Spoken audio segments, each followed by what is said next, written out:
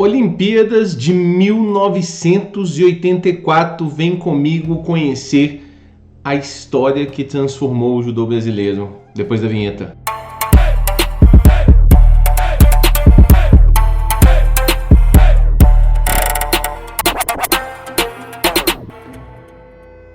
Salve, salve meu Josequi! Mais um vídeo sobre Olimpíadas, dessa vez a Olimpíada de 1984, uma Olimpíada também marcada pelo boicote. Se em 1980 nós tivemos o boicote do grupo americano, digamos assim, dos países que apoiavam os Estados Unidos, aqui nós temos o boicote soviético, que não só a União Soviética, mas também outros países daquela camada ali da Europa Oriental acabam boicotando as Olimpíadas. Isso faz com que seja uma Olimpíada de um nível técnico um pouco menor, não podemos negar. No judô também, a União Soviética era uma grande potência do judô. E aí, se na última Olimpíada nós temos o surgimento da França, essa é a Olimpíada do surgimento do Brasil para o mundo do judô. Essa é uma Olimpíada que nós vamos com uma delegação completa. No masculino, é claro, não tinha judô feminino ainda. Primeira vez que vamos ter judô feminino em 1988, como demonstração ainda. Levamos uma equipe completa e uma equipe que classificamos, primeiro, fizemos 3 medalhas. Fizemos 3 medalhas em 7 medalhas possíveis. Além de tudo, fizemos 2 sétimos lugares. Então, temos uma equipe que foi muito bem. Vamos falar dessa equipe, vamos falar um pouquinho dessa equipe. Sensei Luiz Junti Shinohara estava nessa delegação, é o primeiro peso, é o ligeiro, como sempre disputava no ligeiro, e faz uma grande competição. Ele ganha 3 lutas, chega a disputar a repescagem, mas acaba perdendo na repescagem por um atleta, inclusive mais um italiano desses que a gente fala pouco, que é o Felice Marliani, e é um atleta importante, é um atleta interessante da história da Itália. Inclusive com menos resultados do que o currículo dele diz, ou como ele é visto na Itália. Dá para procurar vídeo dele na internet aí para vocês poderem ver. Ele tinha um judô muito interessante. Nós temos também o Sérgio Sano, que faz uma boa competição também. Na verdade também chega em 7º. E ganha 2 lutas e tenta voltar na repescagem, mas acaba não se dando muito bem na repescagem também. E aí chegamos à primeira medalha olímpica de um brasileiro no judô, nascido no Brasil. Sensei Luiz Omura. Sensei Luiz Omura, inclusive, fez uma gigantesca Olimpíada. Lutou 5 vezes, perdeu apenas uma. Perdeu apenas pro Ezio Gamba, inclusive, que eu falei no último vídeo bastante dele, que é um baita judoca italiano, hall da fama da FIGE, inclusive. Tá? Ezio Gamba, inclusive, que não é campeão. Nem sei explicar por que ele perde essa final. Essa final tá no YouTube. É contra um coreano, contra um sul-coreano. E eu não sei o que aconteceu. Ele não é campeão, mas ele era razoavelmente superior, tá, ao coreano. Mas Luiz Omura faz uma baita Olimpíada. Ele chega bate semifinal, volta na repescagem, na disputa pelo bronze e fatura sua medalha, lutou muito bem. E aí nós temos uma sequência, né? A gente tem o Rogério Santos, que esse talvez seja o que não tenha ido tão bem nesses Jogos Olímpicos, que perde logo na primeira luta, numa luta, inclusive, razoavelmente a derrota dele é uma grande surpresa. Mas é o único, na verdade, do Brasil que não tem um resultado significativo, não fica entre os 16 primeiros do mundo, né? Vou pular para o Federico Flecha, que apesar de ter perdido na primeira luta também, mas pelo ranqueamento dele ele estava mais na frente, então acaba ficando em 11º. E também perde uma luta. O Flecha a gente sabe que é um baita judoca, né? Eu tive a oportunidade de conviver um pouco com ele quando eu era novinho e não sei o que aconteceu nessa luta. Pegou uma chave talvez um pouco mais complicada. Primeira luta é sempre de todo o campeonato, não importa se é a Olimpíada ou se é o estadual que vocês disputam aí, ou o torneio amistoso. Primeira luta é a luta para você se soltar, né? Às vezes quando ela não encaixa, você acaba comprometendo toda a sua competição, né? Mas vocês veem que é uma equipe bem formada, e aqui finalmente temos Walter Carmona ganhando a sua medalha, merecida medalha. Era um judoca que não podia passar em branco. Eu falei muito dele no último episódio. Muita gente fala que o Carmona é o melhor atleta desta geração, o mais inteligente, o mais técnico. Mas tem o Aurélio, né? Tem o Aurélio. Mas ele também faz uma baita Olimpíada. Aí, ele também ele perde uma semifinal também numa luta pro atleta da casa, o Robert Dale. Uma luta também que, claro, de longe é fácil falar que podia ter ganho, né? Mas era uma luta onde ele era, acho que, mais favorito. Para fazer uma final, quem sabe, com o austríaco Peter Sessenbach, que foi o campeão da chave, né? Mas volta com a cabeça no lugar, que depois de perder uma semifinal você volta e ganha o bronze. Também uma vitória muito importante, muito relevante. Como eu disse, Carmona não poderia ficar sem uma medalha. Um atleta com esse currículo, com essa história e com essa envergadura dentro do judô nacional. Ainda bem que ele conseguiu essa medalha. E a história mais importante desta Olimpíada para nós brasileiros, meio pesado, Douglas Vieira. Douglas Vieira, primeiro que ele já teve uma seletiva terrível aqui no Brasil. Eu não quero entrar muito nos méritos dessa seletiva, porque tem infinitas histórias que norteiam essa seletiva do Aurélio Miguel com o Douglas Vieira. O importante é que o Douglas, ao final das contas, um dia, se vocês quiserem, eu posso fazer um vídeo desses mais de polêmica, talvez até trazendo um pouco da visão dos dois sobre esses fatos e de terceiros sobre isso, mas não importa. O que importa é que o Douglas veio para a Olimpíada e fez uma sensacional Olimpíada. Uma brilhante Olimpíada. Uma Olimpíada onde ele ganha 4 vitórias até chegar à final, com uma chave que ele abriu. Eu não sei se vocês conhecem esse conceito da chave se abrir. A chave se abrir é que favoritos vão saindo e você vai passando. Nesse caso não, ele abriu essa chave para ele, porque derrotou, fez lutas importantes, tendo vitórias muito significativas e relevantes. E chega numa final onde ele perde no ranteio. Ele perde no ranteio, que é uma decisão... Não tinha Golden Score na época, né? Para vocês mais jovens que estão assistindo aqui. No final, se terminasse o tempo da luta e o tempo extra, né? Dava 7 minutos ao todo, se eu não me engano.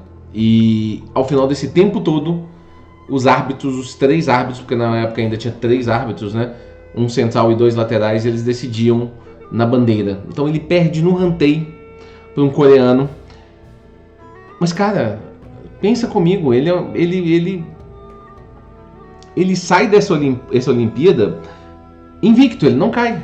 Então imagina o tamanho dessa Olimpíada do Douglas. E é a primeira vez que um brasileiro chega a uma final olímpica. Vocês sabem que eu sou um gigantesco fã do Aurélio Miguel. Eu nunca neguei isso. Mas é importante a gente salientar que a medalha do Douglas, a chegada dele numa final olímpica, é uma abertura de portas. Porque é mais uma barreira que você quebra. E nessa Olimpíada, o Brasil quebrou 2 barreiras.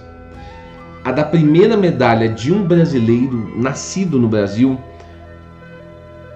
é uma barreira importante. Não desfazendo da medalha do Sensei Shakishi de maneira nenhuma. Ela tem a medalha do Sensei Shakishi, ela tem o mérito de nos catapultar a ser um país mais voltado, catapultar, né? Capultar, não sei onde é que eu enfiei essa palavra. Catapultar o Brasil, o judô do Brasil. Porque ela fala, pô, existe um esporte aqui que o Brasil faz medalhas, maravilha. E a medalha do Luiz Omura, claro, junto com a do Carmona e junto com a do Douglas nesse momento, mas vamos falar da do Carmona e do Omura. 2 caras que foram bem na Olimpíada anterior e chegam agora e fazem medalha. Você demonstra o quê? Que existe um trabalho de judô no Brasil, de consistência. E aí, quando o Douglas faz uma medalha de prata, chega uma final, ele fala, pô, mostra ao povo assim, podemos chegar. Aqui é o Brasil e nós estamos aqui nesse grupo dos melhores do mundo. É uma medalha muito importante, muito relevante para a história do judô brasileiro, inclusive talvez a mais importante até aquele momento, né? Não podemos negar isso. Senhores, histórias desta Olimpíada. Eu vou contar duas as histórias internacionais. Aquela que eu falei que tenha sido talvez uma das lutas mais interessantes que eu não pude assistir, que é a final do peso leve de 1980, ela não se repete aqui. Essa luta não acontece. Ezio Gamba luta no leve e o Neil Adams luta no meio médio. E ambos perdem a final. Curioso e curiosa quando você analisa a história desses dois judocas. Eu nunca tinha parado para analisar elas em conjunto, elas comparando uma com a outra. É absolutamente curioso como eles se encontram, essas histórias se encontram em algum momento, né? É muito interessante. Neil Adams foi campeão mundial, é verdade, muitos títulos europeus, mas merecia uma medalhinha de ouro olímpica. É uma pena que não ganhou. Ezio Gamba, segunda medalha dele, já falei que é um judoca que a gente deveria estudar mais e falar mais. Eu vou contar 3 histórias, eu esqueci de uma importante, relevante. Essa Olimpíada marca o fim de uma lenda e o início de outra. O fim da lenda de Angelo Parisi, que faz mais uma medalha nessa Olimpíada, medalha de prata nessa Olimpíada, numa final contra Hitoshi Saito. O início de uma lenda. Inclusive o Saito, ele fez uma Olimpíada praticamente perfeita, ganhou todas as lutas de pon, exceto a final contra o Parisi. Isso mostra também um pouco do quão grande o Parisi era como atleta, como competidor. Ele não perdeu uma final olímpica de pon para o Saito. Estou um pouco exagerado? Pode ser que eu esteja, mas o Saito era muito bom. O Saito era inacreditável. Existe um especial aqui no YouTube, eu devia deixar linkado para vocês, né? Um especial no YouTube que conta a história da rivalidade do Saito com a do Yamashita, que é o próximo personagem que eu vou contar, que talvez seja a melhor coisa que eu já assisti de judô na vida. Talvez junto com o documentário sobre a Keiko Fukuda. São as duas melhores coisas que eu acho que eu já assisti de judô na vida. Os dois materiais mais interessantes de vídeo, né? Esse documentário fala muito de como que o Saito era cobrado dentro de casa, dentro da família dele, pelo fato dele não ser o campeão do All Japan. E um dia ele se torna... É muito bonita a história, muito bonita. O Saito teve uma história difícil, porque sempre ficou à sombra desse outro cara que eu vou comentar agora, Yasuhiro Yamashita. Para muitos, o melhor judoca de todos os tempos, o melhor judoca competidor de todos os tempos. Desde quando ele se tornou um atleta sênior, digamos assim, quando ele se tornou um atleta pro, um atleta profissional, Yamashita nunca perdeu uma luta. Nunca perdeu uma luta. Ele, desde o momento que ele começou a carreira no circuito, ele não perdeu uma luta. Até o fim da carreira dele, ele saiu invicto como judoca profissional, digamos assim, tá? Então, esse profissionalismo durou mais de... Essa invencibilidade durou mais de 203 lutas, certo? E ela esteve muito ameaçada em 1984. Yamashita, ele aposentou novo, ele aposentou cedo. Ele não disputa uma outra Olimpíada. Talvez até para terminar invicto a carreira dele, eu não sei. Lá no especial do Saito e do Yamashita fala um pouco sobre isso.